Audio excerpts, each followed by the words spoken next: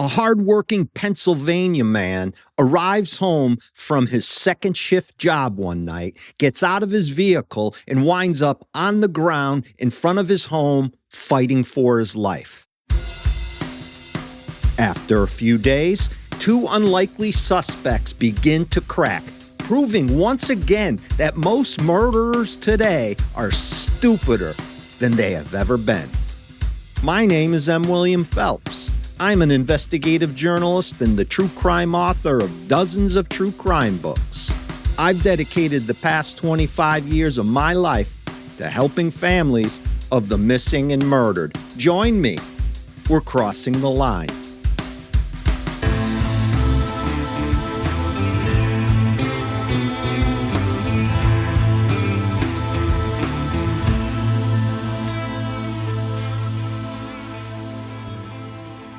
West King Street in Chambersburg, Pennsylvania, is a mostly working-class neighborhood. Those two-decker homes with the side-by-side doors, 2 families per house. People look out for one another, talk amongst themselves, stay on top of the local gossip. Chambersburg is in the south-central region of the state, the county seat of Franklin County, northeast of Gettysburg, with a population of somewhere around 22,000, with a crime rate lower overall than that of the national average. On July 18, 2013, during the heart of a brutally hot summer, at about 11:15 p.m., Chambersburg police are called out to a pedestrian being struck by a vehicle near the 350 block of West King Street. Along the eastbound side of what is a very narrow neighborhood road, with cars parked along the curb in front of houses, there's a dude lying face down, a pool of blood around his neck and shoulder area. And it appears as though someone came racing by and hit the poor guy, leaving him to die. As police officers begin arriving, they see what is a large presence of neighborhood residents surrounding the body. Everyone is kind of pointing and, talking about what they think happened. This sort of tragic situation, happening in what is a tight-knit community like this, as you might guess, can cause quite a stir. People love to talk, love to have something to look at, almost as if it is entertainment. Call it rubbernecking, but there's just something inside many of us that beckons a need to know other people's business. And I'm not really sure where this need comes from within the human psyche. I saw a dark-colored SUV fleeing the scene westbound immediately after hearing a loud bang, one neighbor says. A pedestrian strike at a high rate of speed can be loud, of course. But then the tone changes with a second comment.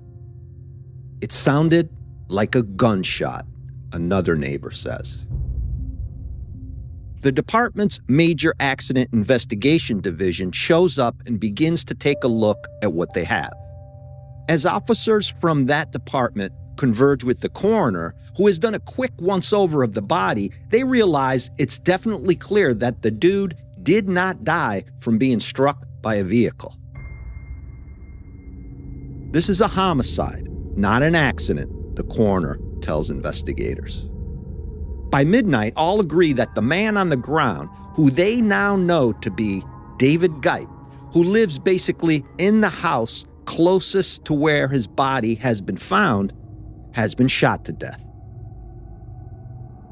As it turns out, the only shot they can see while at the scene is a wound to his right shoulder, and it is, without a doubt, a gunshot wound. Amy Gipe, David's wife, is now outside, wandering around. She seems frantic, screaming out, wondering what in God's name is happening. They explain, and then pull Amy off to the side and ask her to calm down. They have a few questions. They need to know David's movements prior to the shooting. Was he at home? When did he leave? Where was he going? David is one of those hardworking blue-collar guys living a rather nondescript life in Pennsylvania, not really causing much of a stir. With his black goatee and receding hairline, most everyone in the neighborhood likes David, sees him as the cheerful guy on the block who would help out anyone. Born in town on January 28, 1969, David graduated from Chambersburg High School and went on to receive his marine mechanics degree from United Technical Institute in Orlando, Florida. He and Amy had just celebrated their 16th wedding anniversary on July 3rd, weeks ago. He works second shift as a welder for a nearby crane manufacturing company. Guys and gals like David are the heartbeat of this country. They keep industry thriving. Blue-collar workers clocking long hours on their feet. He and Amy have 2 kids, 2 grandkids, and David also has a stepdaughter. His untimely death at 44 years old is going to hit them all, including David's large family, very hard. Investigators tell Amy they need to talk to her and get an understanding of David's movements and his life. As they pull her aside and tell her it would be better to get out of the neighborhood and down to the police department, other officers begin to speak with neighbors standing around the scene. They want a more complete picture of what everyone saw and what everyone heard. By 3:30 a.m. the following morning, Amy sits inside the police department, and she begins to explain that she was lying in bed watching television near 11:15. I was waiting for Dave to return home from work. I heard a loud bang outside, a car speed off. I didn't think much of it until I heard screaming. Then someone was banging on my front door. And that is about all she can tell them from her point of view. Amy says people outside, at the time, can probably give them a better understanding of what actually happened. Can you tell us about the previous day leading up to hearing the loud bang and the vehicle speed off? Normal day, Amy says. Dave left for work near 2:30, as he always did, and a family friend stopped by that evening. Pretty normal stuff. I must say this. Have any of you ever worked second shift? I did once long ago for many years. It's a difficult shift. You are gone during those crucial moments of the day when families generally spend all of their time together, so it can be hard on marriages. We think your husband, one investigator explains, was targeted tonight. Can you think of anyone who might want him dead? Or maybe a reason someone might have wanted to kill him. Did he owe anyone money? Was he involved in things that could have led to someone wanting him dead? Amy seemed out of it, tired and beaten down by the night's event. She said she had no idea who could have done this or why anyone would want to kill her husband. By 4:15 a.m., 45 minutes later, they end the interview and ask Amy to come back the next day after she's had a chance to rest. She says no problem. After all, she needs to process things. Amy has an interesting look about her. Near strawberry blonde dyed hair with very visible black roots. She lived kind of a solitary, ineffectual life of not really doing much of anything. A year younger than David, as neighbors begin to talk to officers back at the scene, it's clear that Amy had men, several of them, coming in and out of the house during the time Dave was hard at work, giving rise to the assumption that she was cheating on her husband with multiple men. One of those men was a friend of David's. Several neighbors described the guy to police as a heavy-set, bald guy who wears glasses, and he has his hair pulled back in one of those long Willie Nelson ponytails. He has this dumpy look to him. He would show up at the house just after Dave left for his second shift job. Investigators find this man and ask him to come in. Perhaps he can help clear a few things up. Neighbors are saying you and Amy are having an affair. Investigators put out on the table immediately. That doesn't surprise me, he says. Amy and I have been involved in an intimate relationship for the past 10 years. And he says this in a way that feels like he is trying to play it down. It wasn't a regular thing, he goes on to add.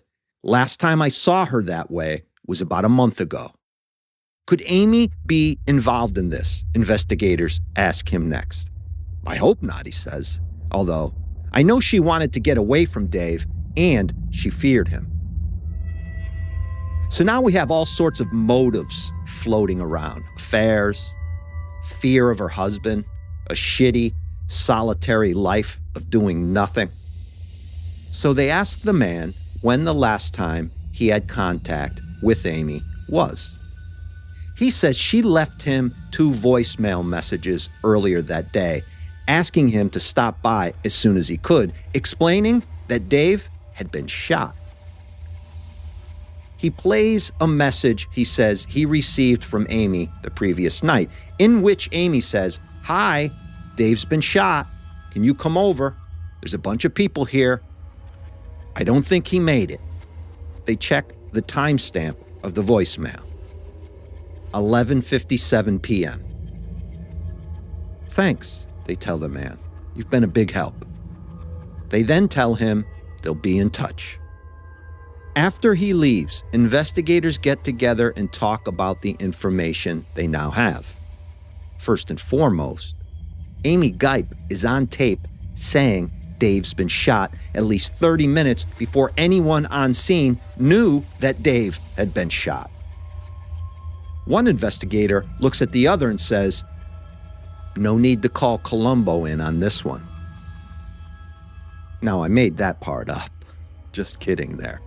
So how would Amy Gipe know that Dave had been killed by gunshot 30 minutes before she had been told, unless she herself knew beforehand that Dave would be shot? Let's take our first break and come right back with more Crossing the Line with M. William Phelps and get into just how stupid and ignorant Amy Gipe is to think she could have pulled this off. I want to wish everyone the safest, warmest, most festive holiday season in whatever capacity you celebrate. Be right back.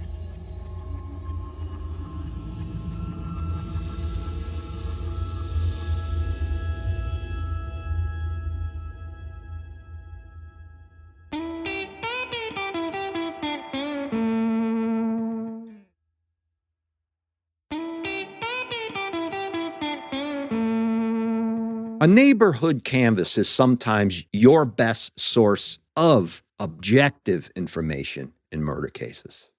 People not connected to any of the parties like to speak their truth about what they might have seen or heard. Investigators can develop leads which ultimately solve cases simply by knocking on doors and asking residents near a crime scene what they know. As they make their way around the West King Street neighborhood and talk to people, a fairly clear picture of a few simple truths emerges. For one, a dark-colored SUV was seen speeding out of the neighborhood right after many reported hearing a gunshot. Number two, several men came and went from Amy Gipe's home during those hours her husband was at work. This woman, if nothing else, was very busy. One guy in particular, several neighbors say, had been over there visiting Amy this past week, just about every night. They all describe him as looking similar to David, her husband. This guy drove a silver Grand Prix sedan and, occasionally, one neighbor recalls, a dark-colored SUV, a four-door Dodge Durango. And I just want to say kudos to the neighbors who spoke up.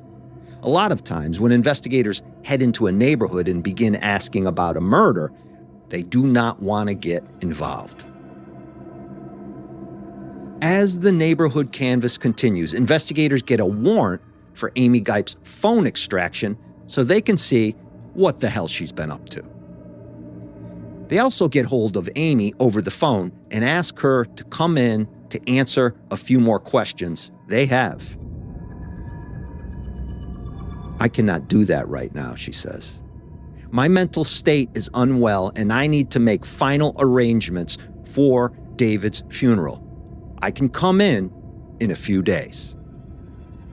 Can I ask you about this unknown male your neighbors are telling us was coming to visit you when your husband was at work?" "I told you about him," she explains. "That's Kevin, just a friend." "What's his name?" "Kevin. His last name, Mrs. Gipe." "Why do you need to know that?" she asks. "He's just a friend." They, of course, have already spoken to Kevin Rauner by this point. Well, we need to speak to everyone who had ties to your residence, and that includes Kevin. "Oh," she says.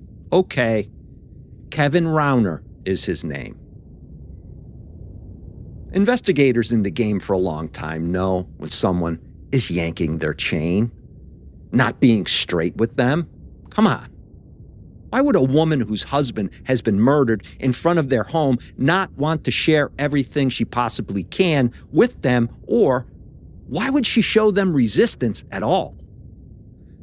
There's a reason. More than that, whenever they speak to Amy Gipe, she doesn't seem the least bit broken up about her husband's death. It's as if it's just another day. In speaking with Kevin Rauner, they ask him what he has heard about Dave's murder. "A friend in the neighborhood told me it was a hit-and-run accident." No, they tell him. "Dave was shot." "But I don't even own a gun," Rauner responds immediately, which is an odd statement. Defensive, as if they had accused him, which they had not. "Where were you on July 18th? They asked Rauner. He admits to going over to Amy's early into the night, but tells them he was at home the rest of the night taking care of his sick father and spending time with his nephew. "What about the Durango?" they want to know next. "The one we saw in your driveway." "Oh, that's my father's," he says. "I hardly ever drive it. I drive a Grand Prix." "Do you know Dave Gipe?" "Never met him," Rauner says. "How long have you known Amy?" 8 months. He then adds they had sex once, and that they're mainly just friends. If I'm an investigator listening to this, and I'm there in the room during this interview, this is the point where I spit my coffee out on the table and break out into hysterical laughter. Because this is just ridiculous. "Just the once, you say, Dave?" they ask him. "So what, you were going over there to play bridge? To play Monopoly? Watch TV?" "Look," Kevin Rauner says next, "she told me she could not leave her husband for another 4 years. So I broke off the sexual part of the relationship and just decided to remain friends." Remember that. Just decided to remain friends. Investigators tell Rauner they'll need to talk to him again very soon. "Anytime," he says. Meanwhile, multiple sources of CCTV video are then obtained from the night in question. And this video kind of solidifies for me the notion that there are mostly stupid-ass people out in the world committing murder. That, or murderers, are just too damn ignorant to realize they are being videotaped wherever they go these days. There are cameras everywhere. If not public CCTV, then Ring cameras follow us like shadows. Blows my mind that people still think they can get away with murder. And this is back in 2013, mind you, over 10 years ago. Amy and her damn obvious co-conspirator think they are not going to get caught murdering her husband in front of his own damn house? In a neighborhood with people coming and going at all hours of the day and night? And what's more, that she is going to be able to keep multiple affairs secret? We've covered dumbass murderers on Crossing the Line in the past. But we might have the 2025 winner right here. As they sit down and look at the video from that night, there it is. A dark-colored SUV Durango, identical to the one in Rauner's driveway, heading toward the murder scene at the time everyone heard a gunshot, and then speeding away with its lights off, as if turning off your lights is going to do anything to conceal the identity of the vehicle right after the murder. The only thing they do not see in the video is Kevin Rauner stopping near one of the CCTV or Ring cameras, smiling and waving into the lens. So with that information, they call Amy back and tell her that she needs to come in for a little chat. They have several loose ends they need to tie up.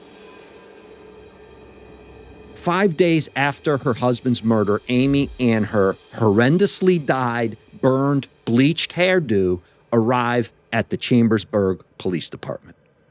She sits down. Listen, Amy says right away, I was taking Ambien, a sleeping medication. That night, I spoke to you here, and I might have said things I am concerned about because I really don't recall that interview. Oh, geez, Amy. That's horrible. Sorry to hear that. You know what, Amy? We can just forget about what you said. No worries, honey. Let's start from scratch. I mean, look, blaming her inconsistent remarks and failing to mention all the affairs and the fact that she didn't seem the least bit upset that her husband of 16 years had been murdered just a few hours after his death. Blaming that all on Ambien?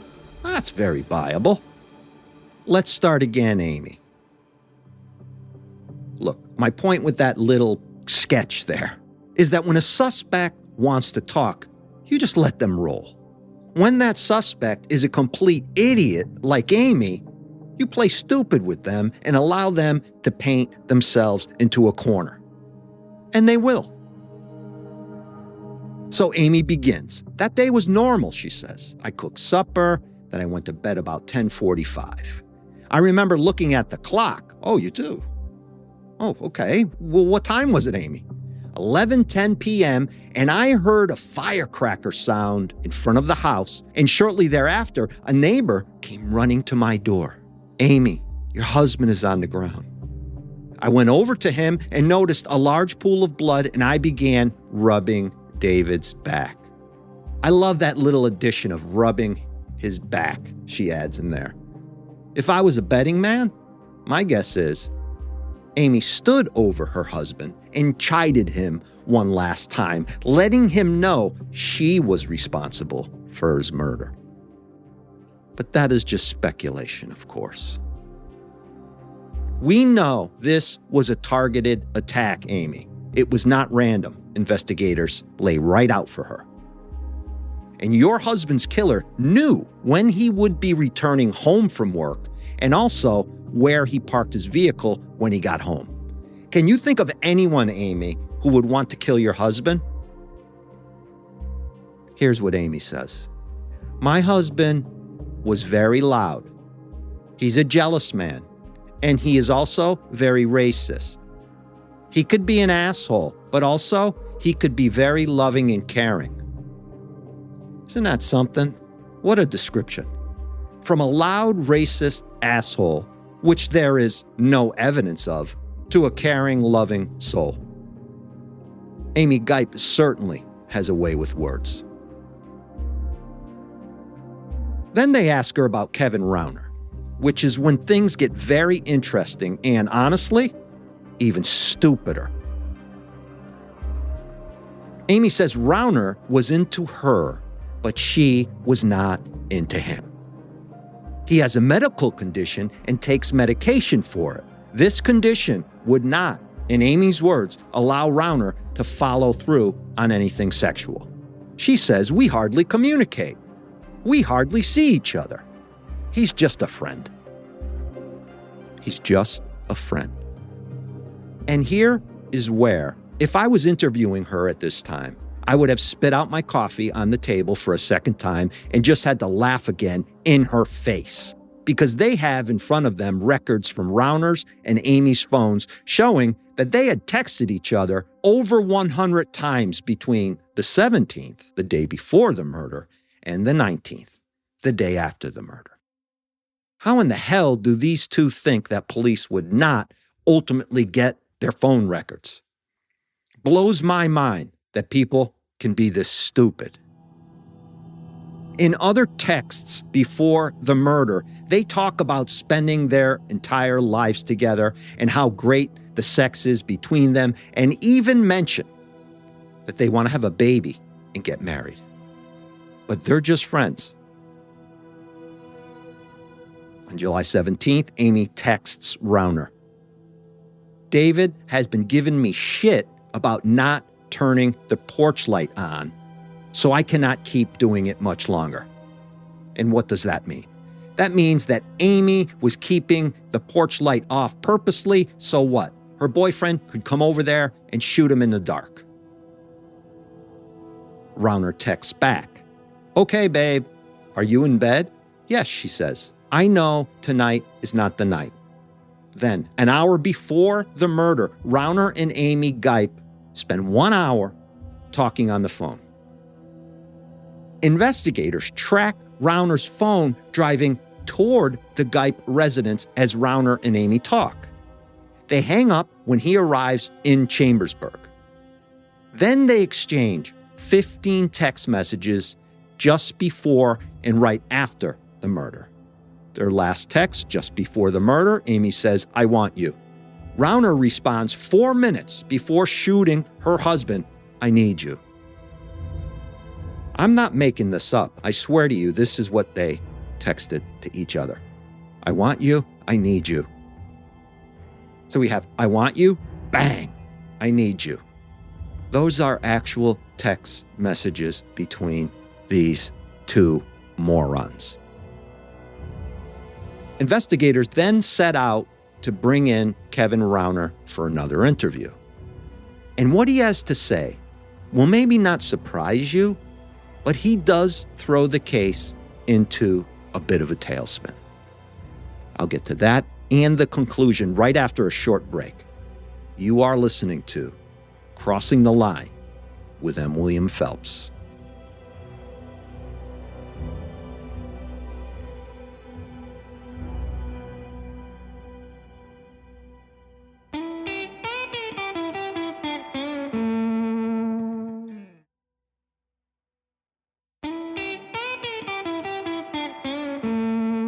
When he hears investigators want to speak to him again, Kevin Rauner does what?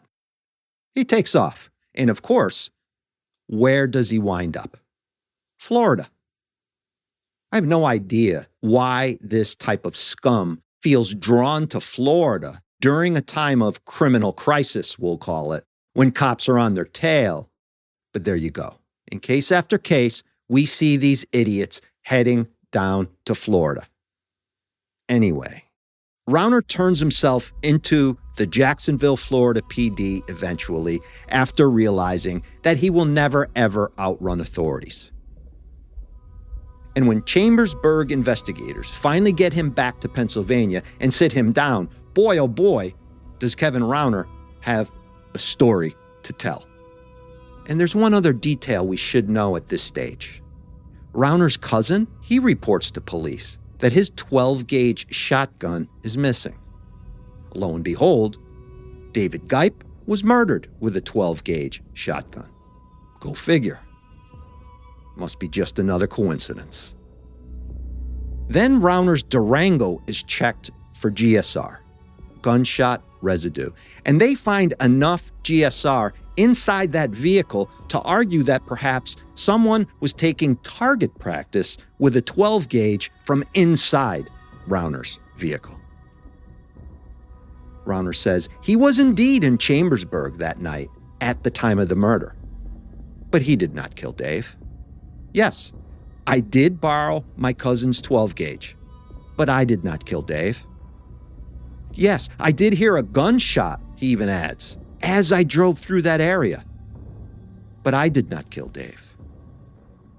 What is it you think happened? They ask him. And I kid you not, Rauner, and perhaps if you Google his photo and take a look at him, you maybe will understand better.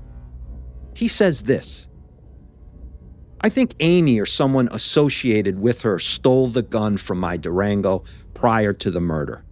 Amy planned this and also set me up for it, he says. So they put a tiny bit of pressure on Kevin Rauner, and he throws Amy under the bus, the woman he's going to marry and have kids with. So on paper, he's trying to say this: Amy stole the weapon, fired it from inside his vehicle, and then he got back into the vehicle and left the neighborhood with his lights off, and all of that happened within a matter of minutes. Just sounding it out doesn't make any logical sense whatsoever. And this guy actually believes, in this moment, he is pulling one over on these cops. It takes another 3 years. Justice, my friends, is a very slow process to sort this all out with a trial and jury. Both Kevin Rauner and Amy Gipe are found guilty and both sentenced to life without parole. Good freaking riddance, you idiots. That's it for this week. Be safe, be aware, and watch out for stupid criminals, because they are, obviously, everywhere.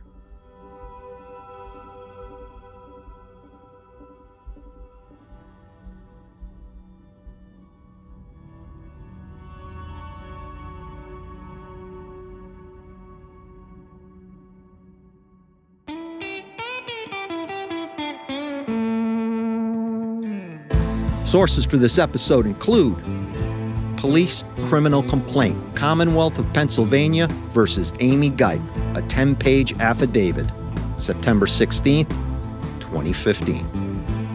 Head over to patreon.com/MWilliamPhelps and sign up for my free content page.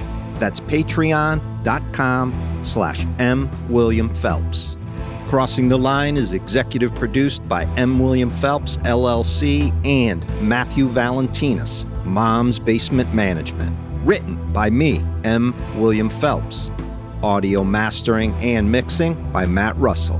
Music by Epidemic Sound. Original music written and performed by Thomas Mooney, Tom Phelps, and Matt Russell.